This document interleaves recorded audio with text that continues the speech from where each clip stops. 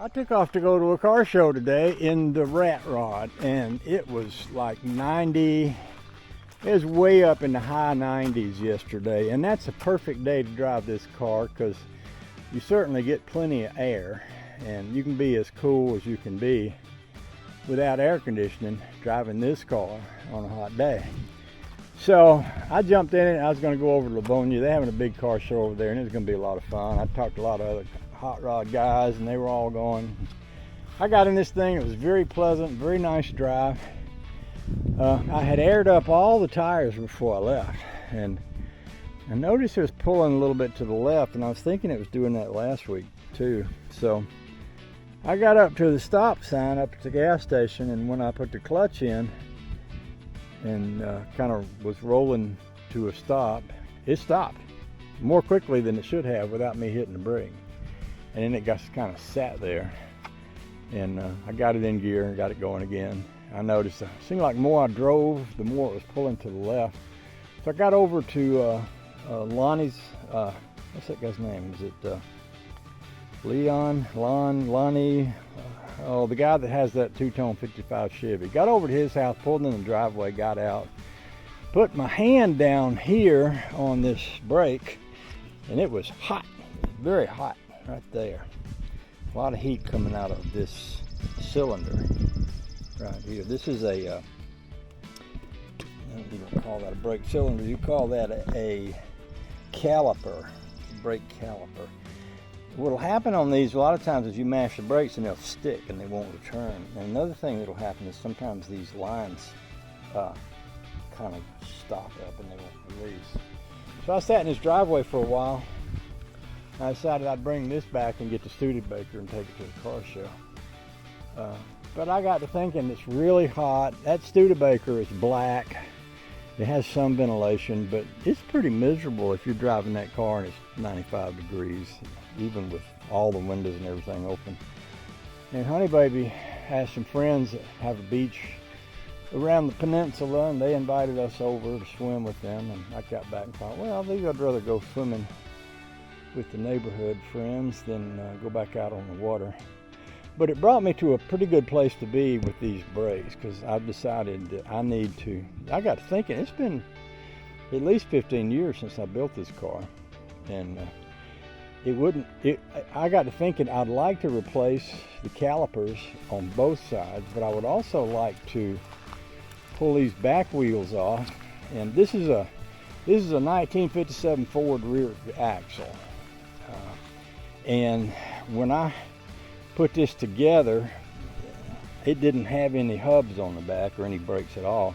So I found me some brake shoes to fit a 57 Ford, but I couldn't find a 57 Ford rear hub. So I found some hubs off of 84 Ford pickup truck, and they go on there, but not all the way on. If you look at that, there's a little crack between the edge of that hub and the edge of that backing plate, and so that hub sits out about an inch on the brake shoes, which is not good for it, because that means when you mash your brakes, you're not getting the full grab.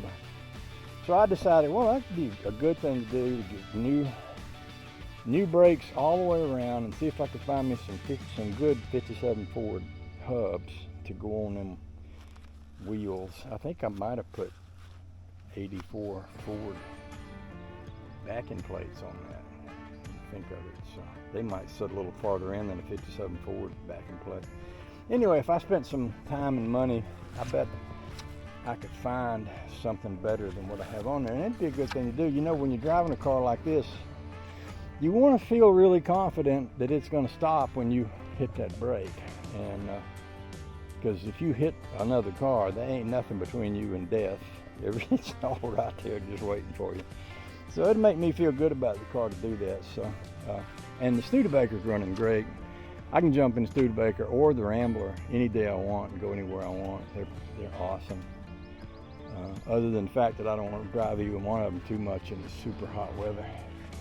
So that's my plan. I'm gonna sit this one back down in the side barn down there and start collecting parts, and at some point, maybe in the fall, I'll get this up in the air and get all the brakes off of it and get new brakes for it. In fact, I'll go ahead and start looking for some 57 Ford brake hubs and brake shoes and all of that stuff. I bet old Cutworm might even know where there are some somewhere. Yeah, but we'll see what we can find in the meantime. So that's the plan. This car was running great, driving great, other than pulling to the left. And I was really happy and comfortable riding around in it. So still love the car, just drive it. I was going quite a ways over to that car show and I didn't really want to drive it. Because once those brakes start locking up, the more you go and the hotter they get, the more they're going to lock up. And bad things could happen. I don't know, maybe you could get a fire. Wouldn't it be fun if your front wheel caught on fire? Oh, that would make a good video. And speaking of good videos, I was talking to Kevin. He was going to go too, but his wife has got some medical issues, so he wound up having to skip it. He was saying, well, we'll go next week somewhere. But he was saying he's been enjoying the videos that I've been putting up about cars and car shows and stuff like that. So having someone say that encourages me to try to keep getting to car shows and making more videos and stuff. So we'll take this down in the side shed.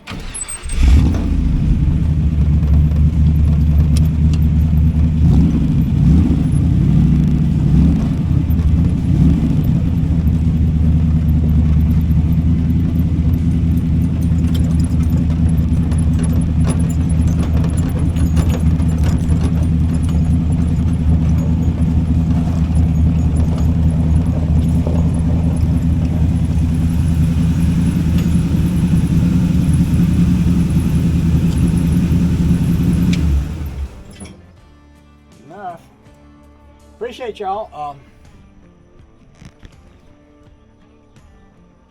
Appreciate y'all. Y'all have a nice day.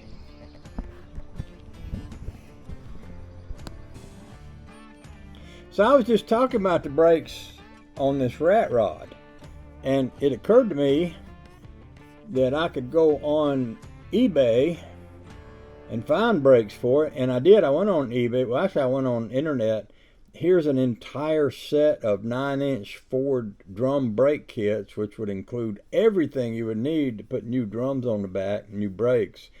But right down here, there's a disc brake kit for less money than this drum brake kit. And that makes a whole lot more sense because you're just going to get more stopping power out of disc brakes than you are out of drum brakes. Now I ain't got, this is $422. I ain't got $422, but I do have, I got some intake manifolds. I got some carburetors. I got some exhaust headers. I got some guns. I've got some, I got an big engine lift back there. I could take and sell something and dedicate whatever I get out of it toward getting me some rear disc brakes. And I've already got front disc brakes. I just have to replace the calipers up there. So I could put new calipers on the front, clean out the brake lines. I would need a disc brake dual master cylinder. And on this car, the master cylinder is down in the floor, and it's mounted like it would have been mounted on an old Ford truck. And there's no room under there to put power brakes. But if I had a if I had disc brakes on front and back, dual disc brake master cylinder, which has more pressure than a regular master cylinder, then that would probably give me plenty of stopping power for a car this lightweight. So that's going to be kind of a goal of mine. I'm going to try to figure out what I can sell, what I can get rid of to raise some money to put disc brakes all the way around on this baby. And then while I got it all, while I'm working on it, I'll take that steering rod. I've got a 57 Ford steering box on this thing, and the steering rod is a little bit out of whack, so it turns in one direction sharper than it turns in the other. And these old cars are like that. I was watching somebody rolling in a Model A the other day on one of these, videos, and I was noticing he wasn't making real sharp turns because these kind of boxes didn't really allow you to do that. But you know, while I've got all that down, I could change that steering arm and line it up so that works better. That would make this a better car to drive, a safer car to drive. I feel a lot better about driving it and stopping it, and I think that would be a great idea. So that's something I'm gonna focus on. Even while I'm not doing the work, I can figure out what I can sell to get some money up to buy those rear disc brakes, and then I can go ahead and figure out. I'm pretty sure I know these are GM front brakes, and they're probably, oh, I don't know, something off a Chevy Impala from back in the 80s or something like that. But I'd probably take one of these off, take it up to the parts store, and get Marvin to find me one. That's something. That's an improvement to that car that I would enjoy doing, and it would make me feel a lot better about driving the car. So I just thought I'd add this to that other thing I was telling you about that car, because you know, you guys are my friends, and you're the only audience I got. So I thought I'd tell you what I was thinking about. So there's that. Appreciate you, and I'll talk to you more. I'll talk to you more. I'll talk to you more. I'll talk to you more soon. Promise. I might need to trim up my beard. I was looking at my beard this morning and looking at a video when my beard was trimmed better and it looked better. I look older with this beard like this. I might have to do some yard work on that beard. Yes, sir. I think so. I think I might have to. Okay.